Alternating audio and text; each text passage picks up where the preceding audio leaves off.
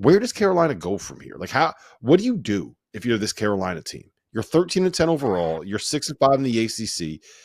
You pretty much have to not quite win out, but you got to be pretty damn close to that and beat Duke at home in the last game of the regular season to really have a chance to dance. That's where you are right now as a North Carolina.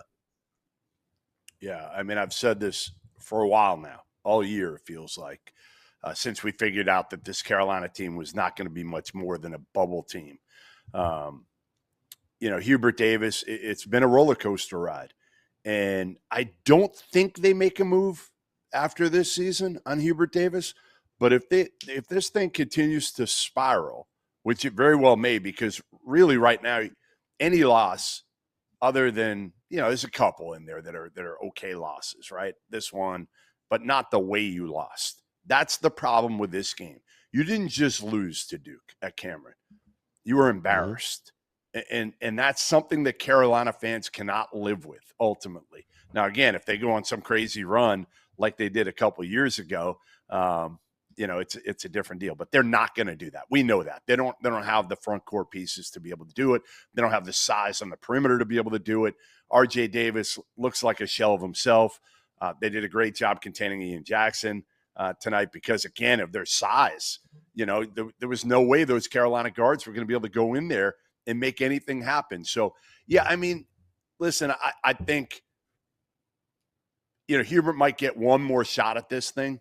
But there's a chance if this thing goes bad the rest of the year that he doesn't get one more year. Or even here's Jeff. Conversation, here's the thing. Rob, there's a conversation between he and Bub. I could see this. He and Bubba Cunningham, the AD, have a conversation. And I could see Bubba saying, hey, listen, we got to do something here. You got to make staff changes. You got to do something. And Hubert is a very prideful man.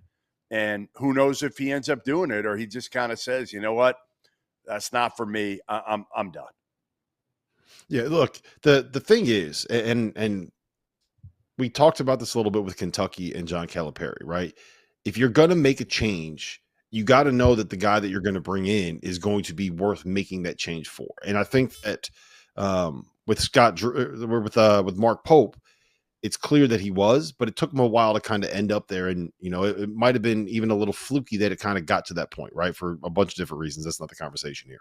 If you're North Carolina, like I went through this list today with a couple of people, where are you going? Like, I don't even know where you would go, Jeff. I don't know, because you're probably going to want to stay in the family, right?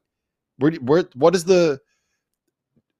would you go to that would be the right guy for this program moving? It's not Wes Miller. You're not getting Jerry No, you're not Stackhouse. staying in the family anymore. Yeah. The family thing is over. That's over at this Stackhouse. point. There's nobody there. No chance. Wes Miller has underachieved significantly this year at Cincinnati. People were expecting them to be a top 25 team. They're not even a tournament team right now. So I think that ship has sailed for the time being. I think you got to go and again, make a run at one of the big boys. You're probably, again, you can start with Brad Stevens and Billy Donovan all you want. I don't think either one of them would do it. I think Billy, you're going to have to wait.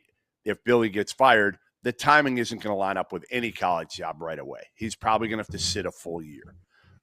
Brad Stevens, I just don't see it. I talked to him a month or so ago. He loves watching his daughter, play sports right now. His son is a freshman walk-on at Notre Dame. He can kind of determine his schedule. So I don't see either of those. But the next tier for me, I would, and I know they didn't win today, but I would go after TJ Otzelberger.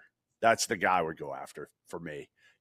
Again, his buyout is high, but I think there is something in there that maybe you could get him.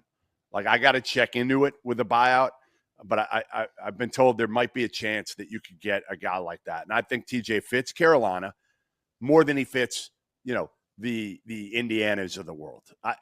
Carolina is not like a fishbowl with, like, Indiana and Kentucky are different. I don't put Carolina in that class. The fans are crazy a little bit, but they're not like Kentucky or Indiana fans. So I would say TJ Otzelberger would be the first guy for me.